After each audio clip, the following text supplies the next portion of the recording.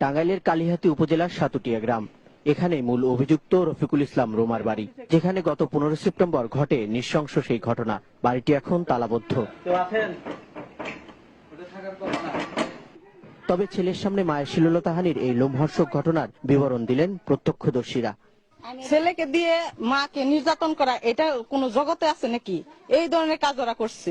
মা তখন চিল্লাইতেছে যে আল্লাহ তুমি আমার মরণ দাও না, তুমি আমার মরণ দাও, আমার এই মুহূর্তে মরণ দাও।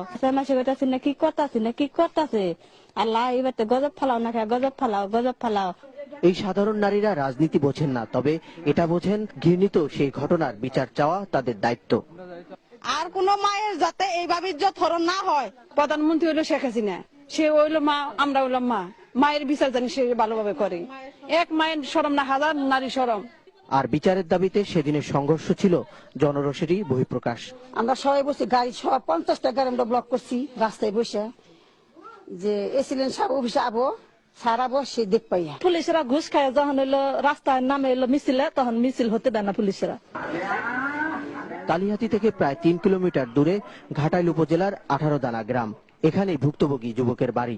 একা বাড়িতে অসুস্থ বাবা জানেন না এই অপরাধের বিচার চাইবেন কার কাছে। আমার বিরুদ্ধে মারছে না, আমার বিরুদ্ধে সহযোগী করে মারতেছে তারা। সরকারের যা বিচার করে তাই বিচার হবে। এ নিয়ে কথা বলতে চায় না পুলিশ, বরং তাদের ব্যস্ততা এখন বিক্ষোভকারীদের বিরুদ্ধে হয়েছে তা নিয়ে। এলাকাবাসীর বিরুদ্ধে কেন মামলা করা? এই যে এলাকাবাসীর বিরুদ্ধে যে মামলা অজ্ঞাত উল্লেখ করে যে মামলাটা করা হলো, সেটা এখন এই মুহূর্তে কিছু বলতে পারছি না। কালিহাতী আর ঘাটাইল উপজেলার মানুষের অভিযোগ, অন্যায়ের প্রতিবাদ করতেই তারা রাস্তায় নেমেছিলেন, অথচ এখন উল্টো তাদের বিরুদ্ধেই মামলা দিয়ে হয়রানি করছে পুলিশ।